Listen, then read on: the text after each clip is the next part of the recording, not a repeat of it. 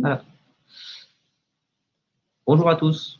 On va démarrer dans quelques minutes. On attend que les derniers participants se connectent et on va démarrer le webinaire sur le choix des investissements IT en France et à l'international avec un retour d'expérience.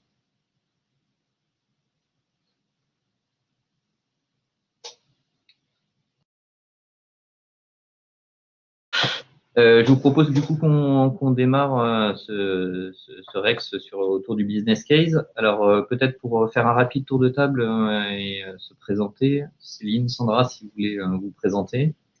Oui, alors bonjour à tous, donc je suis Céline Guillou, je suis directrice de la BU Pilotage et PMO chez Novéane et donc j'accompagne mon équipe de consultants qui interviennent auprès de clients divers et variés sur des problématiques de PMO et de Project Office.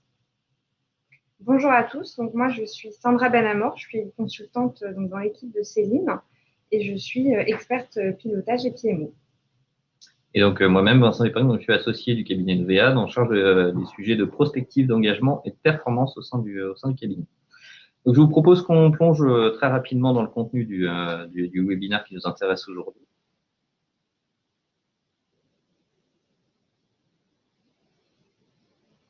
À l'international, donc Sandra apportera son retour d'expérience sur la mission et Céline apportera un regard transverse sur le marché et le positionnement sur ce type de problématique.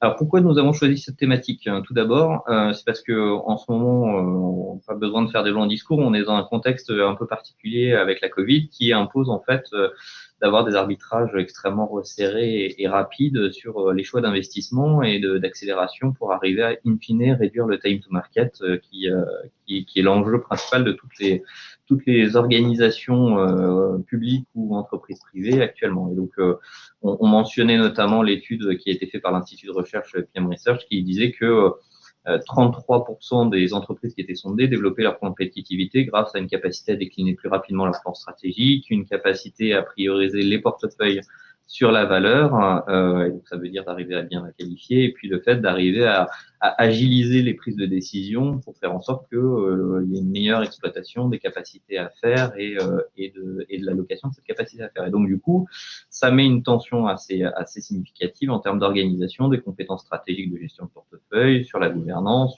et sur les systèmes de pilotage. Donc aujourd'hui, c'est le sujet qui nous intéresse et pour traiter justement ce sujet, on s'est proposé de faire vraiment un retour d'expérience concret pour arriver à montrer en fait comment est-ce qu'on arrive à créer du sens, à générer de la finalité et faire en sorte qu'on focalise les énergies vraiment sur ce qui est important, ce qui est vital.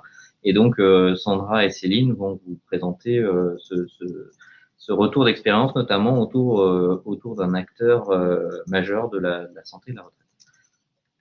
Alors, pour démarrer, Sandra, peut-être ce serait intéressant de nous donner un peu le contexte de départ du business case, savoir comment tout ça s'est lancé. Oui.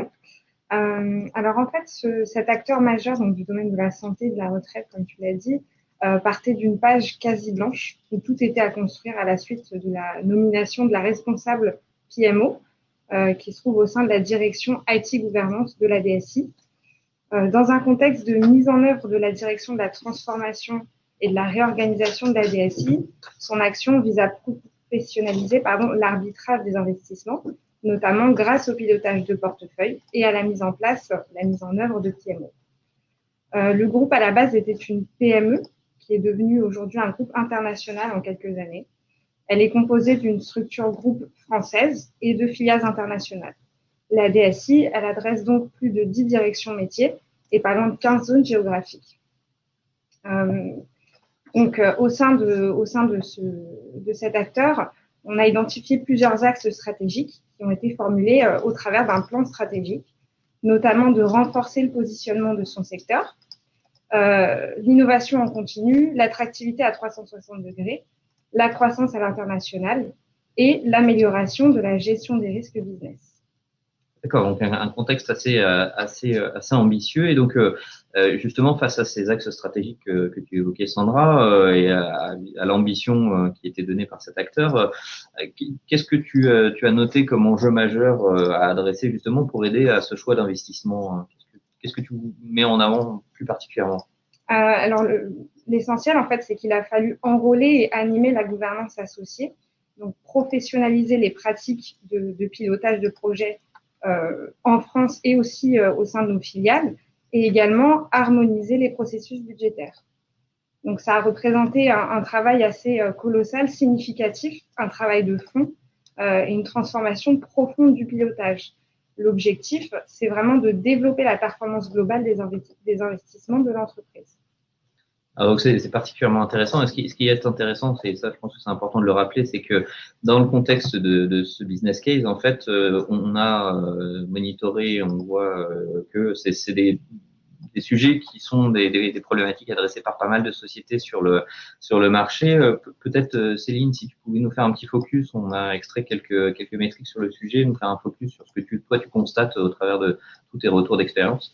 Oui, alors effectivement, alors quand on regarde la sphère PMO, on peut s'appuyer déjà sur un modèle de maturité de cette fonction qui comprend 5 niveaux. Un premier niveau qui est basique et donc qui concerne les pratiques de gestion de projet avec un outil, alors qui n'est pas forcément utilisé de façon uniforme dans l'organisation. Il y a un niveau confirmé, established, qui reprend, on va dire, des pratiques de gestion de projet et de pilotage de programme, avec une utilisation qui est appuyée par le PMO, ses processés et ses outillés. Un troisième niveau de maturité qui est le niveau institutionnalisme, donc on va dire en place. Donc là, la pratique de gestion de projet et de pilotage de programme est utilisée de façon généralisée dans l'entreprise, en autonomie, toujours outillée. Et puis, on commence à avoir une pratique de pilotage de portefeuille. Sur le niveau stratégique, donc on vise l'excellence. On a un pilotage de projet, mais également un pilotage de programme et de portefeuille, mais sous un angle stratégique.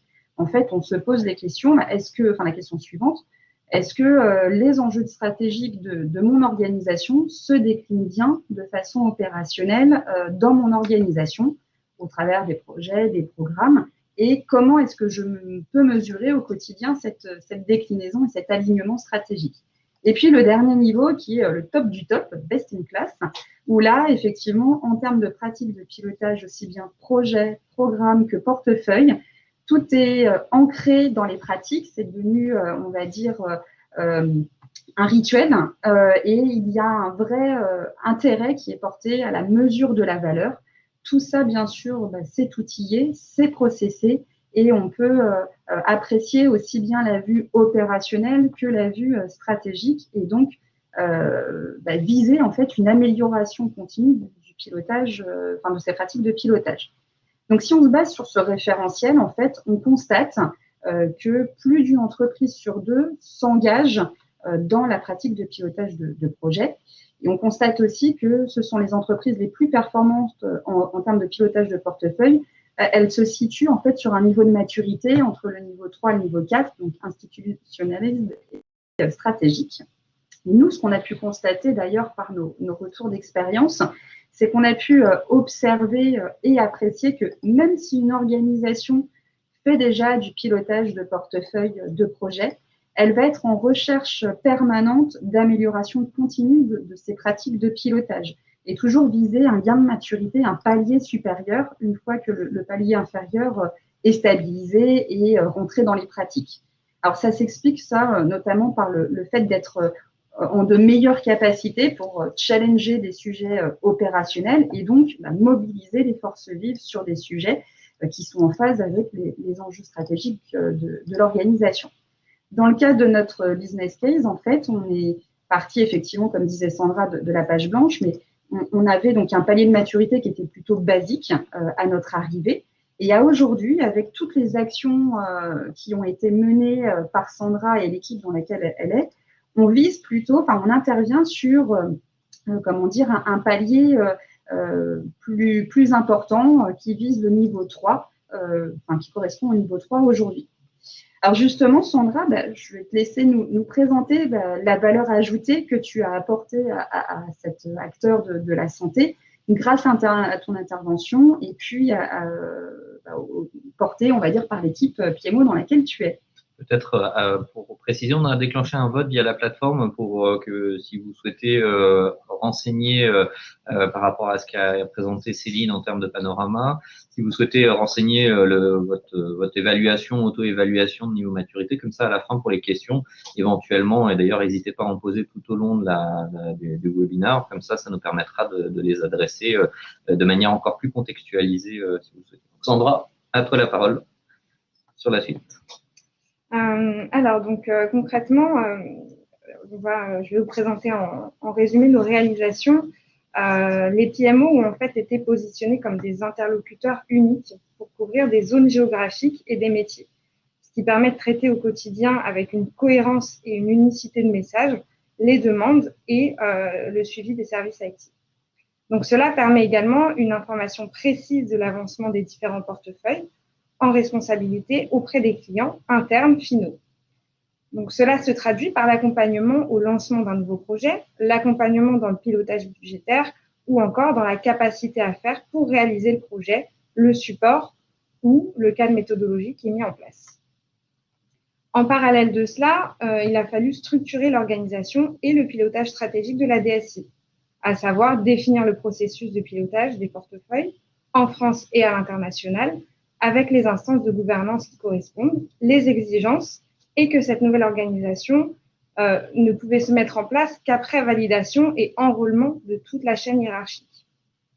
Enfin, il a fallu construire l'ossature méthodologique qui facilite le travail des chefs de projet au quotidien, dans un premier temps, et ensuite des directions métiers dans un second temps, pour mieux piloter et réaliser leurs programmes et projets. Tout l'enjeu était de faire simple et efficace. Nous avons donc apporté un regard neuf via l'approche Lean sur la démarche de pilotage. Ces 3 zones de création de valeur couvrent l'intégralité du domaine stratégique et opérationnel de l'organisation. Cela permet en fait de s'assurer de la bonne déclinaison opérationnelle du schéma directeur de la DSI dans une communication marketée et maîtrisée avec les directions métiers et aussi géographiques à travers les filiales internationales. Il a fallu faire entrer dans la démarche l'ensemble des acteurs et cela a nécessité un accompagnement au changement en prenant en compte les spécificités culturelles et organisationnelles des différentes filiales. Alors du coup, c'est très intéressant et on va rentrer peut-être dans le détail opérationnel de la mission avec quelques illustrations concrètes que tu évoquais. Tout à fait. Alors, dans un premier temps, les instances de pilotage. Donc, le processus projet que nous avons mis en place est cadencé par 3 étapes qu'on considère comme des portes permettant le passage d'une phase à la suivante. C'est à l'issue de la phase 0 de proposition qu'un projet débute. Un besoin est identifié, une idée de projet en ressort. C'est au comité de validation des opportunités, la première instance, que cette idée pourra être soumise à évaluation et validation par le top management. Une fois que le go est obtenu, le projet est initié et il passe à l'étape suivante. Ce que le client a nommé le comité by design, qui vise à évaluer les risques liés à la cybersécurité et à la protection des données d'un projet IT. Pour cela, le chef de projet est amené à compléter le formulaire by design, qui est un questionnaire exhaustif permettant à l'équipe d'identifier les risques et d'indiquer les préconisations adaptées. Une fois cette porte passée, le projet passe en phase de développement. La solution est testée sous tous ses aspects et peut être soumise au CAB, le Change Advisory Board, qui permet de valider toutes les mises en production avant tout déploiement. Donc, globalement, ce sont ces portes qui permettent un pilotage de projet efficace et surtout suivi. Elles fluidifient l'organisation globale et facilitent la communication.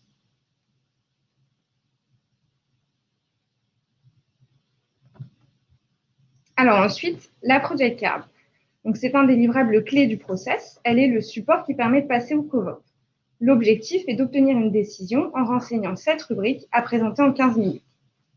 On commence par renseigner les informations générales qui concernent le projet, le contexte et les objectifs, ainsi que l'équipe projet identifiée, et surtout en quoi le projet est en phase avec un ou plusieurs des axes stratégiques de l'entreprise.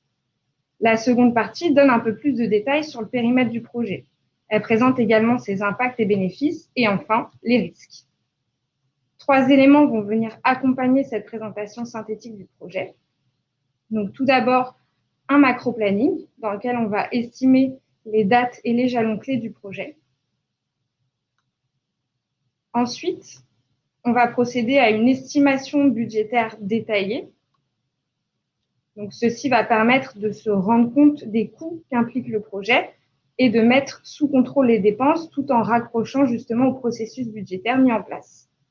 Et enfin, la liste des personnes consultées et donc leurs premières recommandations, dans notre cas, en termes de protection des données, d'urbanisation et de stratégie.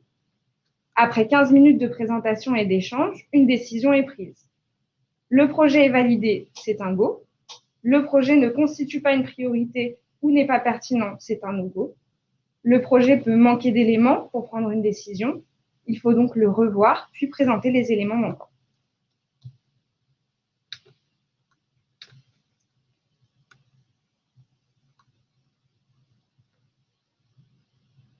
Enfin, le CAB. Il constitue la dernière porte de passage avant toute mise en production, qu'il s'agisse d'un nouveau projet, d'une évolution ou d'un changement sur une solution existante. Le but est d'assurer une continuité de service. Le CAB couvre donc l'ensemble des aspects du changement.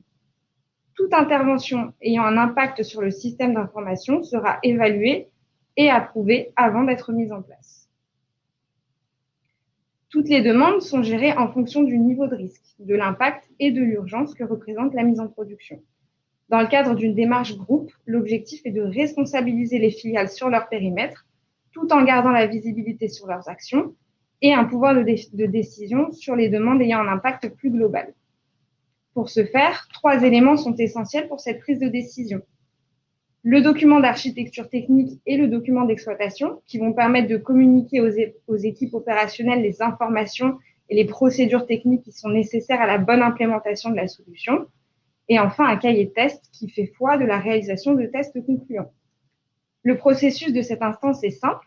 Un demandeur, chef de projet ou utilisateur d'une solution, d'une BU internationale ou bien d'un département corporate, souhaite effectuer une mise en production. Les membres du CAB évaluent cette demande. Une fois acceptée, la mise en production est planifiée en coordination avec les différentes parties prenantes. De cette façon, le CAB prend les décisions et contrôle l'ensemble des mises en production. L'impact et les risques sont anticipés et maîtrisés. De nouveaux besoins peuvent également être identifiés. Une demande de changement peut en fait s'avérer constituer un nouveau projet qui implique d'autres enjeux. Et dans ce cas, c'est également au CAB de rediriger ce type de demande vers l'instance qui correspond, le COVOP. Et la boucle est bouclée.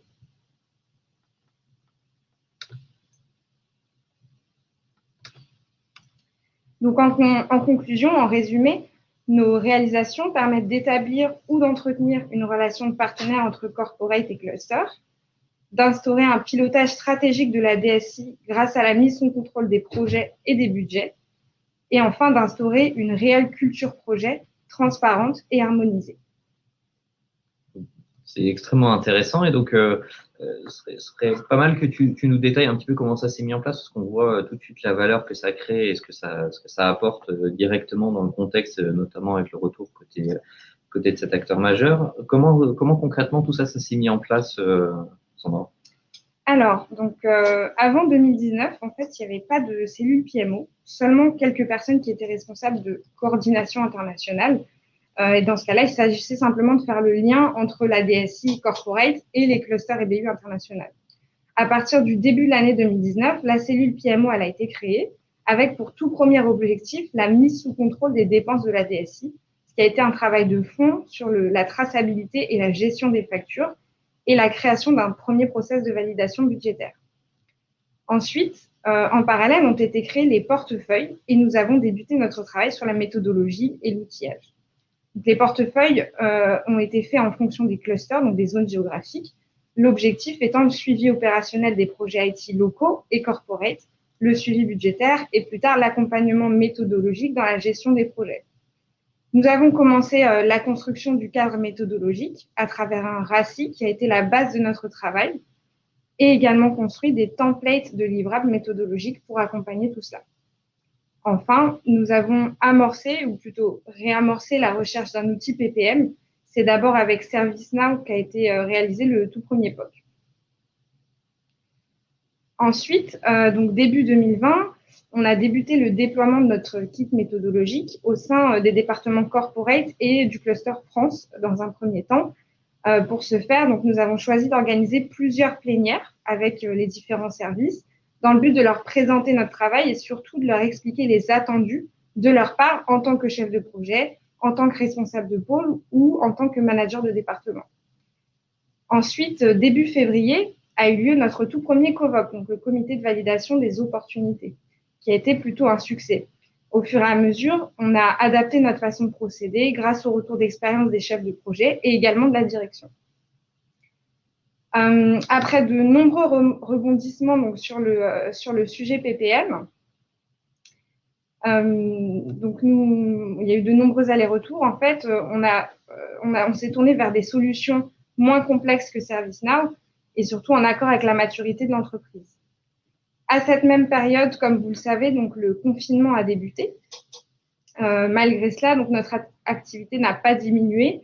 Au contraire, malgré l'arrêt ou le décalage de certains projets, d'autres ont été accélérés ou ont vu le jour.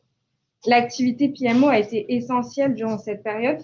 Nous nous sommes tous adaptés. Par exemple, un séminaire était prévu fin avril pour rassembler toutes les filiales internationales au siège.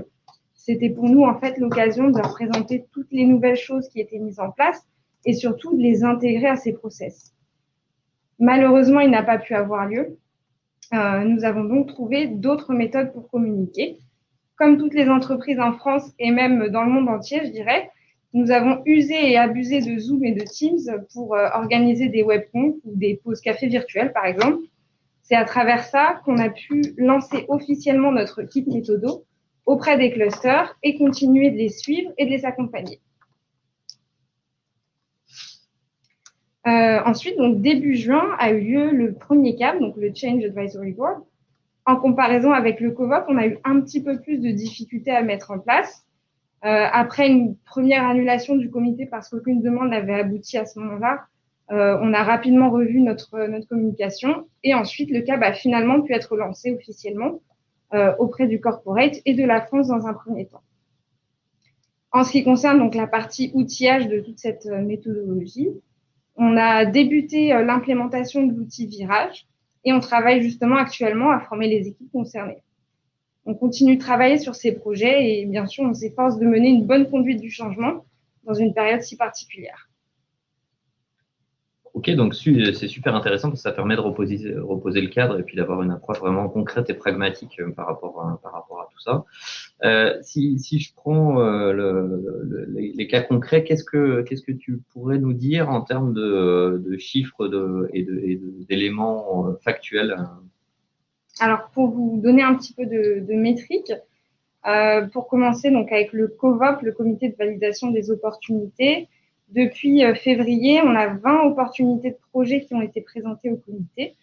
14 ont été validées et donc lancées et sont actuellement donc en cours. Le COVOP, en fait, permet maintenant de filtrer les projets IT. Les projets les projets sont en phase avec les axes stratégiques du groupe. On a une meilleure organisation des équipes et donc on favorise la qualité des projets par rapport à la quantité. Ça donne une visibilité globale qui permet de se rendre compte réellement de ce qui existe au sein du groupe et donc de mutualiser selon les différents besoins et selon ce qui manque. Donc pour le moment, ça concerne que les départements corporate et la France. Les BU et les clusters seront intégrés progressivement au process d'ici la fin de l'année et début 2021.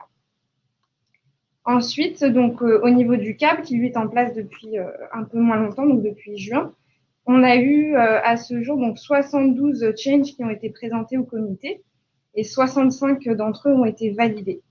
Donc, comme je l'ai expliqué, l'objectif, c'est vraiment la mise sous contrôle des mises en production. Il y a une meilleure organisation des équipes techniques. Ils sont maintenant en fait obligés d'anticiper et du coup de s'organiser. On est beaucoup moins dans la gestion de l'urgence et beaucoup plus dans la gestion méthodologique des projets. Ça nous permet de centraliser et surtout de diffuser l'information comme il faut. Pour le moment, ça concerne donc également le corporate et la France. Et les BU et clusters vont être intégrés progressivement d'ici la fin du mois, la fin d'année. Et enfin, donc sur la partie budgétaire, le process budgétaire qui a été très fastidieux à mettre en place, on a aujourd'hui 100% des dépenses de la DSI corporate qui sont mises sous contrôle grâce au process en fait de ce qu'on appelle des RFE, des demandes d'engagement. Donc on a mis en place un réel suivi budgétaire au sein des départements corporate, et c'est également un travail qu'on met en place avec les filiales internationales.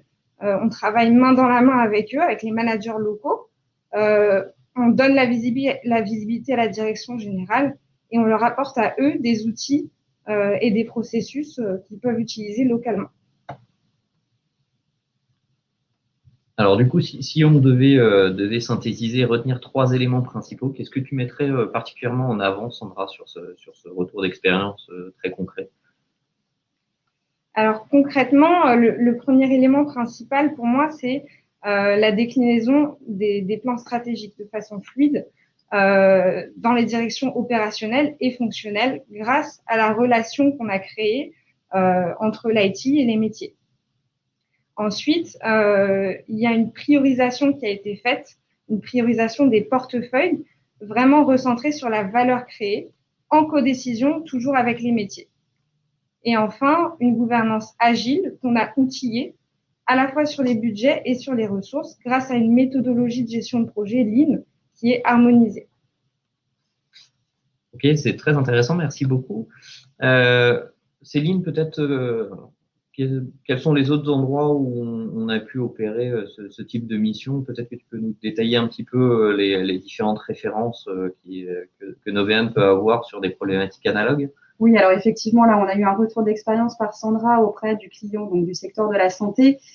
Mais nous, Novéane, depuis une vingtaine d'années, accompagne un certain nombre de clients sur ces mêmes problématiques autour du pilotage de portefeuille, mais aussi sur le pilotage de projets, de programmes et de project office.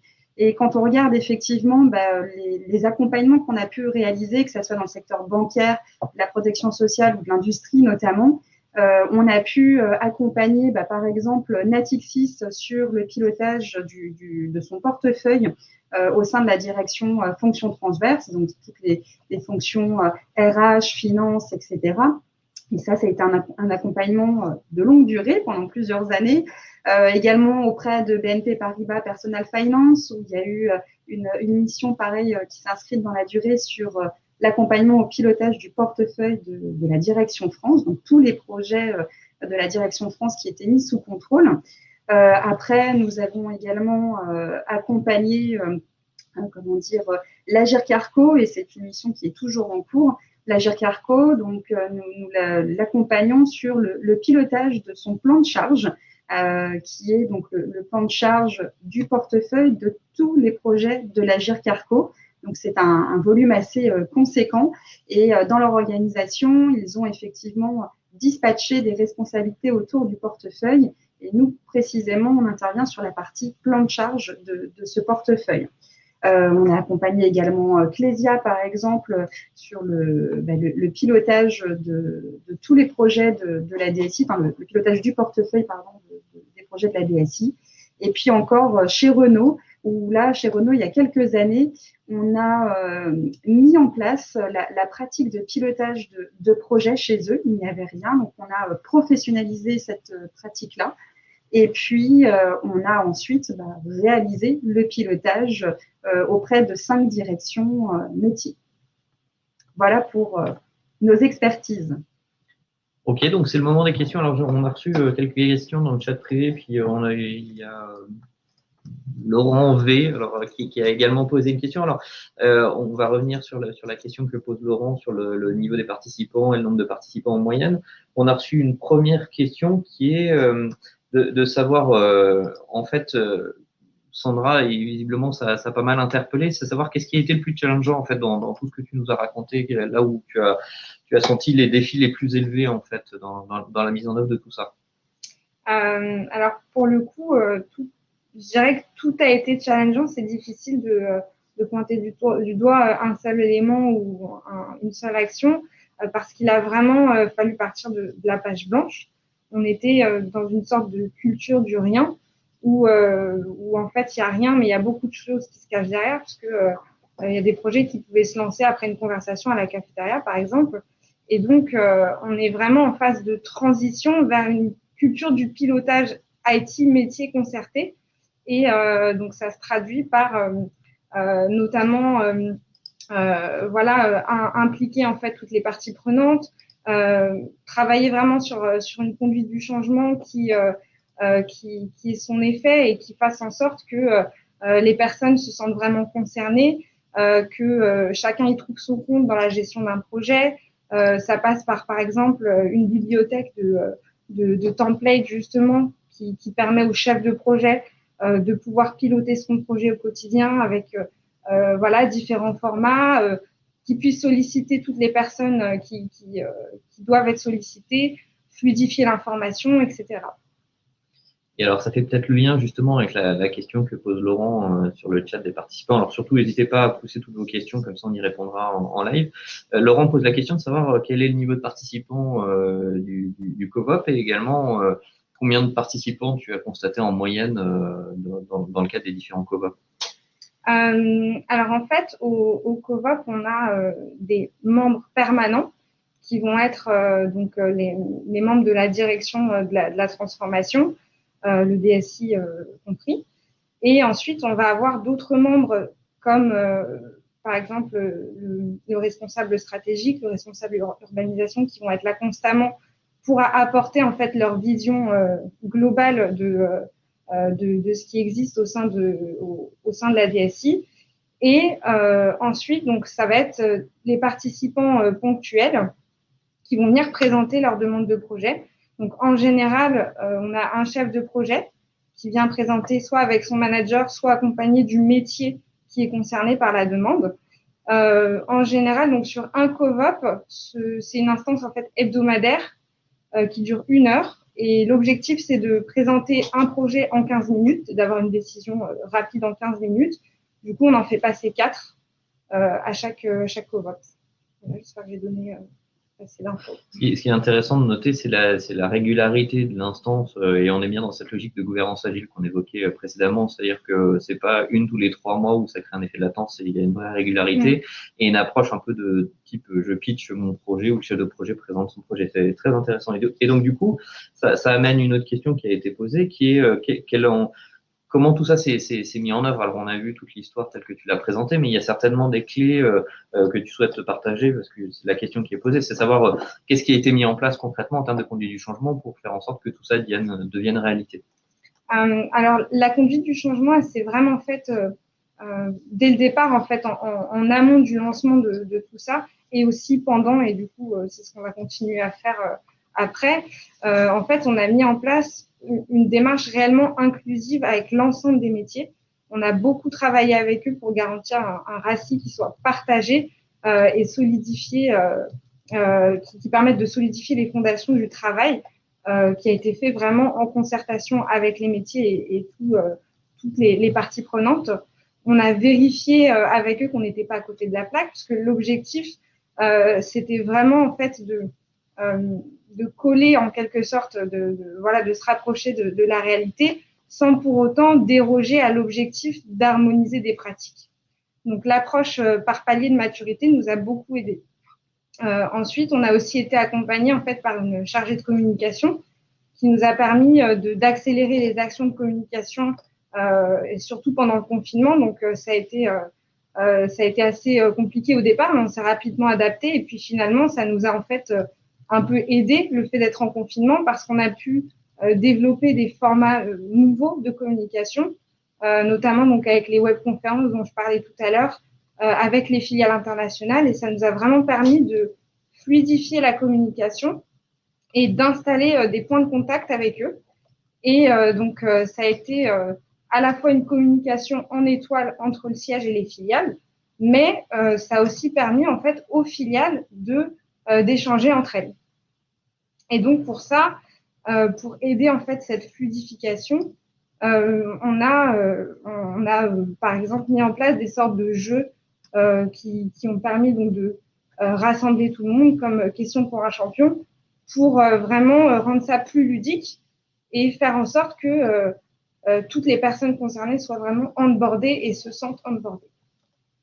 Donc, ça a été… Pardon, c'est difficile avec le masque. Donc, pour ce qui concerne les instances, on a aussi mis en place donc, un dispositif d'accompagnement par rapport à la complétion des supports de présentation, par exemple. Ça a été vraiment un objectif d'être force de proposition auprès des porteurs de projets et vraiment de les accompagner dans cette démarche. Et ça nous a permis une meilleure prise de décision et voilà, vraiment leur permettre de prendre en main, en fait, le lancement de leur projet. Donc, c'est très intéressant parce que dans ce que tu évoques, il y a vraiment un marqueur fort autour de la conduite du changement, de la dimension marketing et puis des aspects de communication qui permettent vraiment de faire de ce dispositif quelque chose qui soit vraiment embarquant, englobant et qui permettent vraiment de s'adapter à la maturité de départ et en même temps d'avoir une approche vraiment différenciée. Et là, pour le coup, c'est vraiment un marqueur fort de Novéane dans son intervention pour faire en sorte que justement ça accélère et que ça permette vraiment de prendre vie très très rapidement. Et du coup, moi, me fait poser une question. Je vais poser en live. Je profite du créneau. Céline, du coup, parce que là, on est dans un contexte où il y a ce qu'évoquait Sandra, il y a effectivement un point de départ qui est propre à ce business case-là, mais j'imagine que tous nos clients partent pas forcément de ce point de départ-là, et certains, peut-être parmi les participants, c'est le cas, certains peuvent avoir déjà une organisation en place avec des PMO, avec un dispositif de gouvernance, etc. Et de se dire, bon, bah, alors, dans mon contexte, qu'est-ce que ça donnerait concrètement? Et peut-être que tu peux également nous partager quelques retours d'expérience que tu as vu de manière globale pour aider ces cadres de… Alors, effectivement, intervenir en accompagnement dans un contexte où on part de la page blanche, ça arrive pas si souvent que ça, puisque globalement, bah, comme on l'avait vu au tout début, voilà, il y a quand même un certain nombre d'organisations qui ont déjà mis en place des pratiques PMO. Et effectivement, dans la plupart des accompagnements qu'on réalise, donc il y a déjà cette fonction de PMO qui existe au sein de l'organisation avec une pratique de pilotage de projet ou de portefeuille, etc. Et donc, effectivement, quand on nous sollicite, enfin, quand on vient solliciter les compétences, les expertises de Novéane pour améliorer, on va dire, les pratiques de pilotage, que ce soit portefeuille ou projet, on a pour habitude de ne pas démarrer from scratch, c'est qu'on va venir regarder déjà ce qui se passe dans l'organisation. Donc, on réalise un audit, un rapport d'étonnement, en fait, pour constater, prendre en photo, on va dire, la situation dans laquelle le client se trouve. Parce qu'il y a des pratiques ou des bouts de pratiques qui sont bonnes et sur lesquelles il faut capitaliser. Il y a des choses qui sont en cours de construction et qui sont à optimiser. Et puis, d'autres choses qui sont manquantes où là, effectivement, il faut construire. Donc, on commence d'abord par cette photo de l'existant, ce qui nous permet en fait de faire des préconisations et de prioriser ces précos sous forme d'action dans le temps en disant voilà, par rapport à votre maturité, par rapport à nos retours d'expérience, ce qu'on a l'habitude de voir, on vous propose, enfin on vous préconise de mettre en place, on va dire, telle et telle action à court terme, à moyen terme ou à long terme, pardon. Et ensuite, nous accompagnons effectivement le client dans la mise en œuvre de ces précos. Donc, dans l'optimisation des pratiques de pilotage de portefeuille, par exemple, pour monter d'un palier à l'autre, pour harmoniser les pratiques de gestion de projet, parce qu'on peut avoir un beau process de pilotage de portefeuille, mais si côté projet, ça ne suit pas, on aura peu d'éléments qui vont remonter et ça va être un peu difficile de se projeter sur l'alignement, le bon alignement entre les projets qui sont réalisés puis les enjeux stratégiques de l'autre côté. Et en fait, on peut avancer, voilà, quand il y a cet existant et qu'on a pris en photo l'existant, qu'on a fait les préconisations, on avance ensuite main dans la main avec le client pour co-construire. Alors, c'est vraiment une co-construction. Ça facilite l'adhésion. Sandra parlait de conduite du changement, mais ça facilite l'adhésion au sein des équipes sur le terrain sur toutes les nouvelles pratiques ou les optimisations de pratiques qui vont être réalisées. Donc, c'est notamment ce qu'on a pu faire auprès du groupe Verona, en optimisant en mettant en place leur pratique de pilotage de portefeuille, ce qu'ils n'avaient pas. Ils avaient de la gestion de projet, mais pas de pratique de pilotage de portefeuille.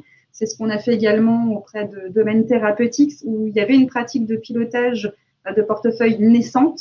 Et il a fallu accompagner le responsable de portefeuille dans sa fonction et aussi dans l'optimisation du processus et de sa déclinaison sur le terrain, par exemple. Je pourrais en citer d'autres parce que effectivement la pratique de pilotage de portefeuille reste un domaine sur lequel beaucoup d'organisations se penchent. Et même s'il y a des niveaux de maturité qui sont atteints, il y a toujours une inscription, une volonté d'être dans une amélioration continue des pratiques et du coup de l'organisation. Merci beaucoup pour cet éclairage. D'ailleurs, j'en profite pour rappeler que tu avais animé un webinaire sur la plateforme Webikeo sur la cartographie des compétences, qui est un très très bon outil de diagnostic de maturité. Et j'en profite aussi, j'arrive pas à résister, à faire le lien avec le prochain webinaire qu'on a la semaine prochaine, le 17, sur un sujet qui est intimement lié, parce que c'était le point de départ qu'avait évoqué Sandra sur les axes stratégiques. Et donc, il y a un webinaire le 17 septembre sur l'urgence de remise à jour ou de mise à jour, pour si ça n'a pas été fait, des feuilles de route, notamment dans le contexte sanitaire de la Covid, qui sont un entrant qui permet après d'alimenter toute la démarche telle qu'on l'a évoquée aujourd'hui. Écoutez, je pense qu'on a fait le tour de ce business case. On est très content d'avoir pu le partager avec vous.